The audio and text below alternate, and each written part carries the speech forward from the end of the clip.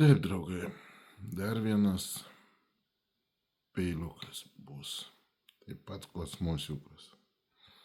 Bet labai daug kas jį esat matę, labai daug kas žinote, net ir tas Japonas žiūri juokdamas.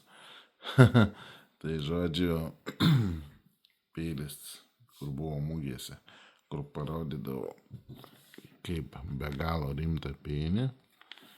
Mugėse jūs ne vienas ten pasiėmę kaifuodavot, kai su juo ten perpjaudavot.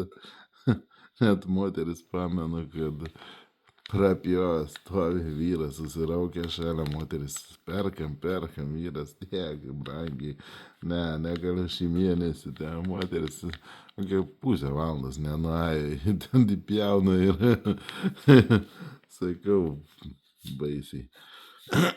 Na bet ne veltui, iš tikrųjų, ne veltui, nes tai senovinis restauruotas peilis. Restauruotas. Pažiūrėkit, pamenat? Gal pamenat? Matote? Kalėjimai kokie rėvės.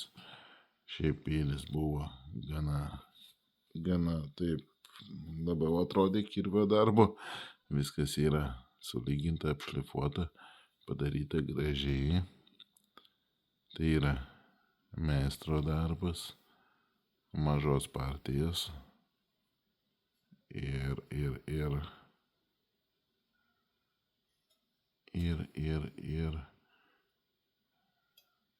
kiek Japonas minėjo ir kiek pagal viską spręsti galiu pats, pagal mikrostruktūrą plieno, pagal kalimus, viską tai yra tikrai tamahagane plienas, tik nelaminuotas, o iš vieno padarytas.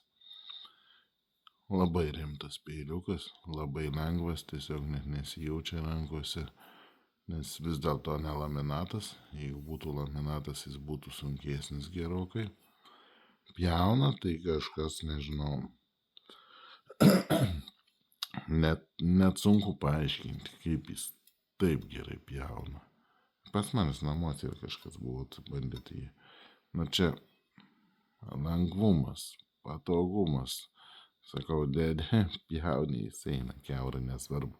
Ar ten vytinta mėsa, ar ten kažkas tokio. Na, žiauriai.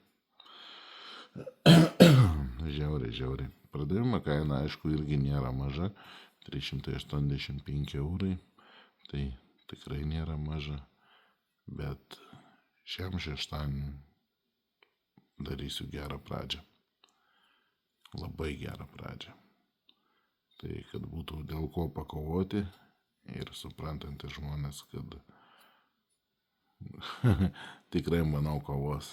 Tik aišku, dar ne visi algas gavę, tai dėl to. Na, bet nieko, jas jau čia pat. Tai žodžiu.